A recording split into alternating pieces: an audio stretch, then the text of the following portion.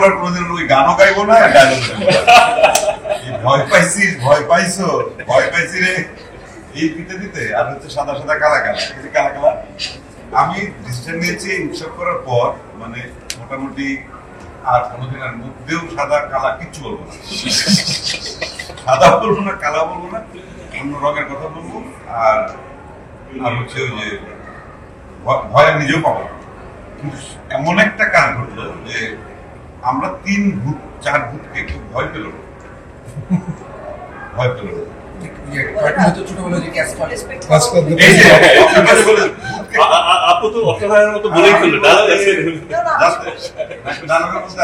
আমি ভূতের ভয় পাবো থেকে আমি চন্দ্রজ্যোতি সাজে আসলাম, এত কম ভয় পাবো সেভাবে শব্দ চিন্তা করি নাই।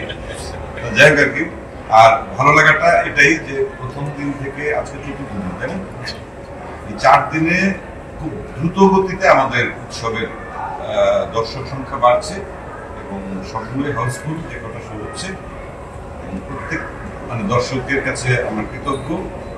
তাদের যে আমরা সোশ্যাল মিডিয়াতে তাদের ইন্টারভিউ পাচ্ছি অথবা রিভিউ পাচ্ছি, পজিটিভ হচ্ছে আমাদের জন্য এটা বিগ অ্যাচিভমেন্ট আমি মনে করি উৎসব টিমের জন্য। এবং সেই সঙ্গে উৎসব যে ধরনের গল্প, সেই গল্পের সঙ্গে যে এত দর্শকের স্বতঃস্ফূর্ত সারা আমরা পাবো, আমি ব্যক্তিগতভাবে একটু ভয়ে ছিলাম।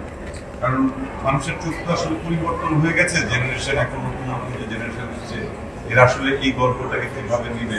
একটা ব্যাপারে তাদের সঙ্গে প্রথম থেকে আমার একদম শুরু থেকে আমরা এই কাজের সঙ্গে ছিলাম। আমি অভিনয় করি বলে না, আগে থেকে মানে লেখার আগে থেকে যখন গল্প মাথায় আসে তখন থেকেই আমাদের শেয়ারিং, আমি তখন ভরসার জায়গাটা এটাই ছিল যে বাংলাদেশে আসলে হরর কমেডি খুব বেশি হয়নি। যদি মজা করে যদি আমরা করতে পারি, এবং ফাইনালি আমরা যারা এখানে কাজ করেছি সবাই আসলে এনজয় করেছি, এটা সবচেয়ে বড় কথা। এবং একজন আরেকজনের সঙ্গে স্ক্রিন শেয়ার করবে এই লোকটা ছিল, এবং তানিম সেই সুযোগটা আমাদেরকে সবাইকে করে দিচ্ছে। এটার জন্য তানিমকে আমি অনেক বড় ধন্যবাদ জানাই। এবং যেহেতু আমরা সবাই খুশি হয়ে কাজটা করেছি, আনন্দ চিত্তে কাজটা করেছি, সে কারণেই মনে হয় দর্শকের ভিতর সেই আনন্দটা সঞ্চারিত। এবং জাহিদ ভাইয়ের অ্যাক্টিং এর কিছু কিছু জায়গায় আমরা ইমোশনাল হয়ে যাই, এবং আমি কিন্তু পুরো টাইমটাই আমি হাসছি, জোরে জোরে হাসছি শো দেখতে গিয়ে। আবার হঠাৎ করে উইদিন মানে কয়েক second, fraction of second, Zahid ভাইয়ের এমন কিছু ডেলিভারি চোখটা ভিজে।